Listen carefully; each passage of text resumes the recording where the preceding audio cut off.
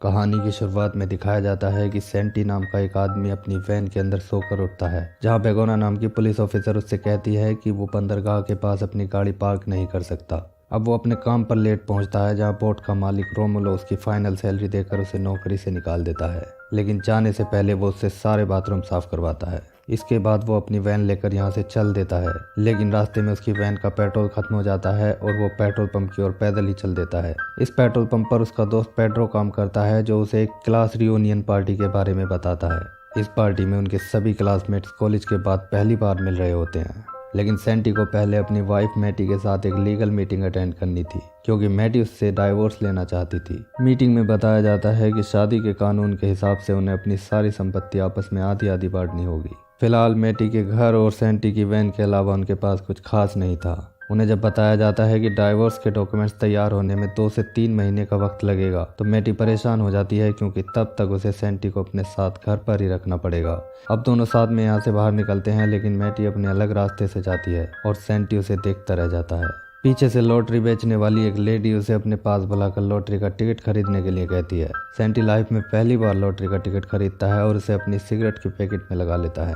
शाम को reunion party में वो अपने दोनों दोस्तों पेड्रो और मार्कस से मिलता है। यहाँ पार्टी में उसे मैटी भी दिखाई देती है, जो उसके क्लासमेट मारियो के साथ होती है। मारियो स्कूल के दिनों में काफी मोटा हुआ करता था और सेंटी समेत उसके सभी दोस्त उसका मजाक उड़ाते थे, लेकिन अब वो बहुत फिट और हैंडसम लग रहा था। मैटी बताती है कि वो जिस सुपरमार्केट में काम करती है, मारियो वहाँ का नया बॉस है। ये सुनकर सेंटी को उससे जलन होने लगती है, लेकिन फिर वो यहाँ से अपने दोस्तों के पास चला जाता है। सेंटी के दोस्त, जो अब तक मारियो की बात करके उस पर हंस रहे थे, अब उसके नए लुक को देखकर वो भी चुप हो जाते हैं। मैटी अपनी फ्रेंड लोरेना से मारियो के बारे में बात करती है कि वो उसे पसंद करता है, लेकिन सेंटी के साथ डाइवोर्स को लेकर वो अभी तक कंफ्यूजन में थी और ये बात अभी तक उसने अपने पेरेंट्स को भी नहीं बताई थी। रात को सेंटी घर आता है और सिगरेट के पैकेट को डस्टबिन में फेंक कर सो जाता है। उसे याद नहीं रहता कि सिगरेट के पैकेट में लॉटरी का टिकट भी है। सुबह को मैटी सारा कचरा बाहर फेंक कर अपने काम पर चली जाती है और सेंटी अपने टूटे फूटे फोन में रेडियो चालू करके नहाने लगता है। तभी रेडियो पर लॉटरी की न्यूज चलने लगती है, जिसमें 25 मिलियन की लॉटरी जीतने वाले आदमी का अभी तक पता नहीं चल पा रहा था। सेंटी को एकदम से अपने टिकट की याद आती है। वो नहाना बीच में ही छोड़कर कूड़े के ढेर की ओर भागता है और कुछ देर ढूंढने के बाद उसे वो टिकट मिल जाता है। न्यूज में बताए गए नंबर से मैच करने के बाद वो खुशी से चिल्लाने लगता है। उसे देखकर ये अंदाजा लगाना मुश्किल हो रहा था कि वो हंस रहा है या रो रहा है। इसके बाद वो मैटी को खुशखबरी देने के लिए उसे कॉल करता है, लेकिन वो उसकी कॉल रिसीव नहीं करती। इसलिए वो उससे मिलने चला जाता है जहाँ वो काम करती है, लेकिन यहाँ आकर वो मैटी को मारियो के साथ देखता है। उसे लगता है कि वो दोनों किस कर रहे हैं, लेकिन असल में मैटी उसे किस करने से रोक रही थी। सेंटी उदास होकर वापस चल देता है, लेकिन लॉटरी के टिकट को देखकर वो फिर से हंसने लगता है। अब वो लॉटरी के पैसों के लिए बैंक जाता है। उसके हाथ में लॉटरी का टिकट देखकर बैंक का पूरा स्टाफ उसी के बारे में बातें करने लगता है और सब लोग उसे ही देखने लगते हैं। सेंटी ये देखकर नर्वस हो जाता है और वहां से जाने लगता है। बैंक मैनेजर डैमियन उसे रोकने की कोशिश करता है, लेकिन सेंटी अपनी वैन लेकर वहां से चल देता है। आगे जाकर वो डैमियन को अपनी वैन के अंदर देखकर चौंक जाता है, जो उसके जीते हुए पैसों को लेकर फाइनेंशियल एडवाइस देने के लिए उसके पीछे पड़ जाता है। तभी पुलिस ऑफिसर बेगोना वैन रुकवाकर उसे फिर से लेक्चर देने लगती है कि वो ठीक से गाड़ी नहीं चला रहा था, लेकिन डैमियन उसकी बात को बीच में ही रोक देता है और इज्जत से सेंटी का नाम लेकर बताता है कि उसने 25 मिलियन की लॉटरी जीती है। ये सुनकर बेगोना खुश होकर सेंटी को बधाई देने लगती है और वहां से चली जाती है। अब डैमियन उसे अपने साथ एक अच्छे रेस्टोरेंट में लंच कराता है, जहां वो उसे इन्वेस्टमेंट प्लान समझाने लगता है और कहता है कि उसके जैसा एक्सपर्ट उसे कहीं नहीं मिलेगा। अब तक सेंटी को उसके ऊपर विश्वास हो जाता है और वो उसे अपना फाइनेंशियल एडवाइजर बनाने के लिए राजी हो जाता है। डैमियन उससे उसकी पर्सनल लाइफ के बारे में पूछता है और बताता है कि डाइवोर्स पे उसे मैटी को जीत की आधी रकम देनी पड़ेगी। इसलिए वो सलाह देता है कि जब तक उनका डाइवोर्स फाइनल नहीं हो जाता, तब तक उसे लॉटरी की बात सबसे छुपा कर रखनी पड़ेगी। लेकिन सेंटी अपनी वाइफ मैटी से ये बात नहीं छुपाना चाहता था।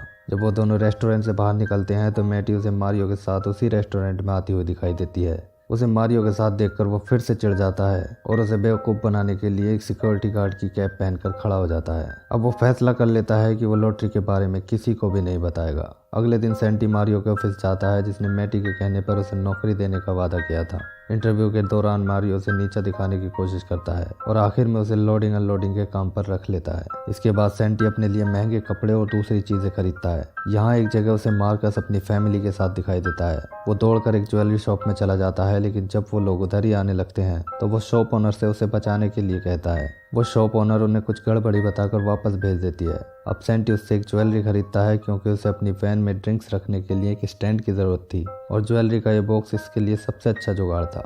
घर जाकर वो अपना सारा सामान बाहर स्टोर रूम में छुपा देता है जिसे वो कभी नहीं खोलते थे। अब वो घर के अंदर रखी खाने पीने की चीज़ों को निकालकर उनकी पैकिंग के अंदर महंगी और अच्छी क्वालिटी की चीज़ें रख देता है। इसके बाद वो घर के अंदर ही डांस करके सेलिब्रेट करना शुरू कर देता है।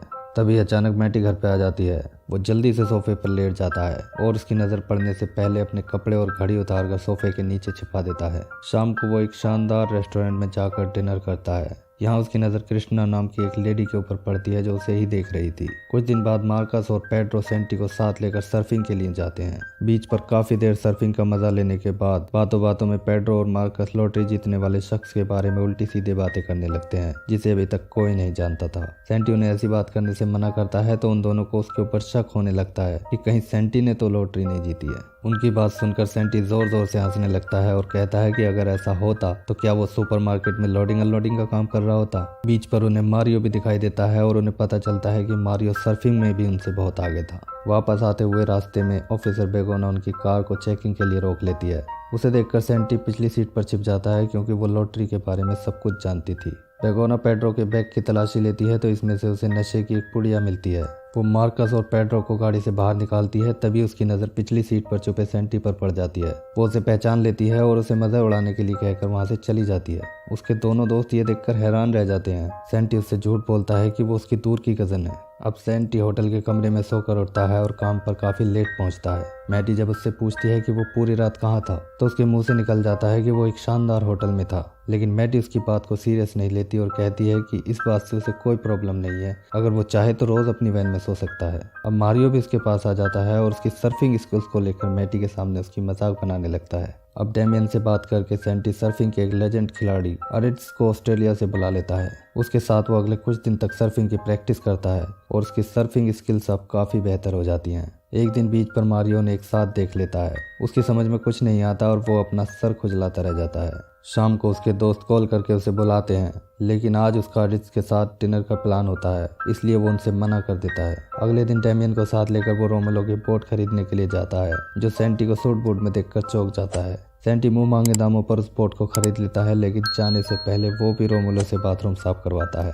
वापस आते हुए वो पेड्रो और मार्कस के सामने पड़ जाता है, जो उससे उसके महंगे कपड़ों के बारे में पूछने लगते हैं। सेंटी उन्हें अपनी नई जॉब की कहानी सुनाने लगता है, जिसमें उसे नए कपड़ों को पहनकर चेक करने का काम मिला है। टॉपिक चेंज करने के लिए वो उनसे उनके हालचाल पूछने लगता है, लेकिन वो दोनों नाराज होकर चले जाते हैं क्योंकि पिछले कुछ दिनों से वो उन्हें इग्नोर कर रहा था। उस रात सेंटी डेमियन के साथ डिनर करके घर वापस लौटता है और देखता है कि घर पर मैटी के पेरेंट्स आए हुए हैं। मैटी अपने पेरेंट्स से झूठ बोलती है कि उन दोनों के बीच सब कुछ ठीक चल रहा है, लेकिन सेंटी उन्हें सच बता देता है कि उनका डाइवोर्स होने वाला है। अब होटल बार में सेंटी फिर से क्रिस्टिना को देखता है और आज वो उससे बात करने उसके पास चला जाता है, लेकिन उससे बात करके सेंटी हैरान रह जाता है जब उसे पता चलता है कि वो एक प्रोफेशनल एस्कॉर्ट है। वो उसे अपना बिजनेस कार्ड देकर वहां से चली जाती है। अब सेंटी उदास सा सड़कों पर पैदल चलने लगता है। रास्ते में वो अपने दोस्तों को देखता है, जहां वो तीनों अक्सर आया करते थे। होटल रूम में वो अपने नए गैजेट से खेलकर ऊब चुका था। इतना पैसा होते हुए भी वो बहुत उदास और अकेलापन महसूस कर रहा था। आखिर वो डेमियन को कॉल करता है और उसे तुरंत एक नए प्लान पर काम करने के लिए कहता है।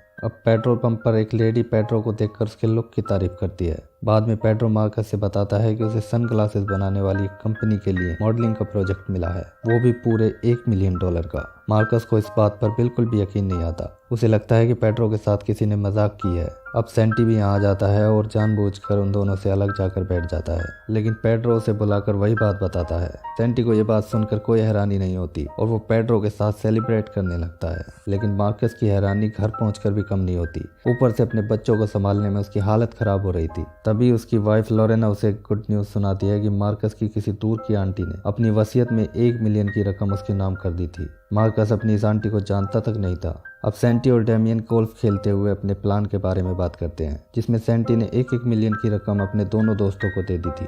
यहाँ पर मारियो भी होता है, जिसे देखकर डेमियन बताता है कि वो लोन लेने के लिए बैंक आया था, क्योंकि वो कुछ ऐसा प्लान कर रहा है जिससे वो बिजनेस में घाटा दिखाकर सभी एम्प्लॉयज को नौकरी से निकाल देगा और फिर खुद ही सुपरमार्केट के मालिक से उसे कम दामों में खरीद लेगा। सेंटी सुपरमार्केट जाकर मैटी को ये बात बताने की कोशिश करता है, लेकिन मारियो की वजह से उसकी बात बीच में ही रह जाती है। अब मैटी उसी के ऊपर गुस्सा करने लगती है, क्योंकि वो अक्सर काम पर लेट आता था और कभी कभी आता ही नहीं था। मैटी उससे कहती है कि वो उसकी जिम्मेदारी उठाते उठाते थक गई है, इसलिए वो उससे अपना सामान लेकर घर से निकल जाने को कहती है। अब सेंटी सुपरमार्केट से निकलता है तो मार्कस पेड्रो के साथ अपनी नई कन्वर्टिबल कार में आता है और सेंटी को साथ लेकर बहुत तेजी से कार चलाना शुरू कर देता है। सेंटी उसे समझाने लगता है कि इतनी महंगी कार पर पैसा उड़ाने की बजाय उसे अपनी फैमिली की जरूरत के हिसाब से पैसा खर्च करना चाहिए था, लेकिन मार्कस कहता है कि उसका पैसा है और वो जैसा चाहे उसे खर्च कर सकता है। पेड्रो भी कहता है कि उसके दोनों दोस्त अमीर हो गए और वो गरीब का गरीब ही रह गया, इसलिए उसे बुरा लग रहा है। सेंटी के लिए चुप रहना बहुत मुश्किल हो गया था। वो कार एक जगह रुकवाता है और कहता है कि ये कार उसके पैसों से खरीदी गई है,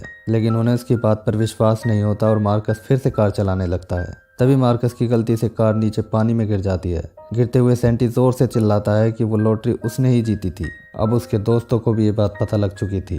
रात को वो पार्टी में खूब मस्ती करते हैं। आज सेंटी अपने दोस्तों के साथ खुश दिखाई दे रहा था। अगले दिन घर पे मैटी के पास मारियो की कॉल आती है और वो उससे बात करने लगती है। उसे चिढ़ाने के लिए सेंटी भी क्रिस्टीना को फोन लगाकर उससे रोमांटिक बातें करने लगता है और वाकई मैटी को इस बात से जलन होने लगती है। वो ये बात अपनी फ्रेंड लोरेना से बताती है। लोरेना उसकी बात सुनकर कहती है कि शायद वो अभी भी सेंटी से प्यार करती है। अब काम पर मारियो सभी एम्प्लॉयज को बताता है कि सुपरमार्केट बंद होने जा रहा है। मैटी और दूसरे एम्प्लॉयज इस बात से उदास हो जाते हैं, क्योंकि उन सब की नौकरी चली गई थी। सेंटी इस मौके का फायदा उठाता है और मैटी को अपने साथ डिनर के लिए इनवाइट करता है। मैटी को लगता था कि वो इसके लिए उसी के पैसे खर्च करवाएगा, लेकिन सेंटी आज उससे कहता है कि वो इतना भी गया गुजरा नहीं है जितना वो समझती है। सेंटी घर पर एक रोमांटिक कैंडल लाइट डिनर का इंतजाम करता है। डिनर के दौरान उसकी बातों से मैटी कुछ देर के लिए इमोशनल हो जाती है, लेकिन जब वो उसे लॉटरी वाला सच बताने लगता है तो उसे लगता है कि वो उसे बेवकूफ़ बनाने की कोशिश कर रहा है। लेकिन जैसे ही वो बाहर बने स्टोर रूम का दरवाजा खोलकर देखती है तो अंदर का नज़ारा देखकर उसे लॉटरी वाली बात पर यकीन आ जाता है।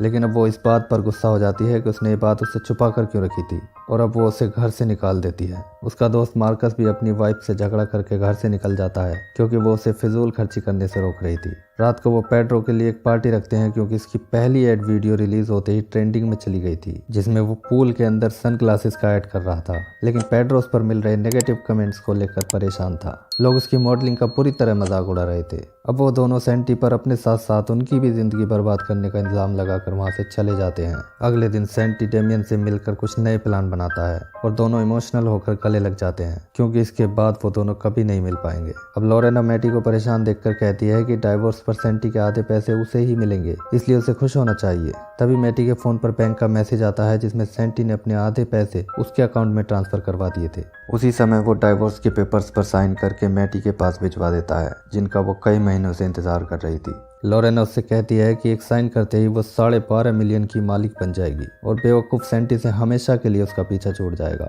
लेकिन मैटी को लगता है कि वो अभी भी सेंटी से प्यार करती है। वो गुस्से में लोरेना से कहती है कि सेंटी को बेवकूफ़ कहने का हक सिर्फ उसका है। अब मैटी को पता चलता है कि सुपरमार्केट फिर से खुल रहा है। यहाँ आकर उसे पता चलता है कि किसी अनजान आदमी ने सुपरमार्केट को खरीद लिया था। वो मारियो के पास जाती है, लेकिन उसकी फोन पर बात सुनकर उसे मारियो का असली प्लान पता चल जाता है, जो किसी अनजान आदमी की वजह से फेल हो गया था। वो कहती है कि सेंटी उसके बारे में सही कहता था कि वो एक नंबर का झूठा है। मारियो उल्टा उसी को झूठा बताता है और कहता है कि वो अभी भी सेंटी से प्यार करती है। अब डेमियन आकर उसे बताता है कि मारियो को नौकरी से निकाल दिया गया है और उसकी जगह मैटी को दे दी गई है। मैटी समझ जाती है कि ये सब सेंटी ने उसके लिए किया है। वो डेमियन से पूछती है कि सेंटी कहाँ है। इसके बाद वो सुपरमार्केट से बाहर आती है और देखती है कि ऑफिसर बेगोना ने उसकी गाड़ी का चालान काट दिया है। मैटी उसे बताती है कि उसे जल्दी से अपने हस्बैंड सेंटी को रोकने के लिए एयरपोर्ट जाना है। सेंटी का नाम सुनकर बेगोना उसे अपने साथ एयरपोर्ट ले जाकर छोड़ देती है। एयरपोर्ट पर काफी देर ढूंढने के बाद उसे सेंटी दिख जाता है। उसे देखते ही वो प्यार से उसके गाल पर एक चांटा मारती है और गले लगकर उससे लिपट जाती है। अब 1 साल बाद दिखाया जाता है कि एक फंक्शन में सभी दोस्त और उनकी फैमिली एक साथ होते हैं। मार्कस और लोरेना अब तीसरे बच्चे की तैयारी में है। पेड्रो सोशल मीडिया पर पूल पेड्रो के नाम से फेमस हो चुका है और उसके 2 मिलियन सब्सक्राइबर हो चुके हैं। आखिर में मारियो को दिखाया जाता है, जो फिर से इतना मोटा हो गया था कि उसके चलने से सारी चीजें हिलने लग जाती हैं। इसी के साथ ये मूवी एंड हो जाती है।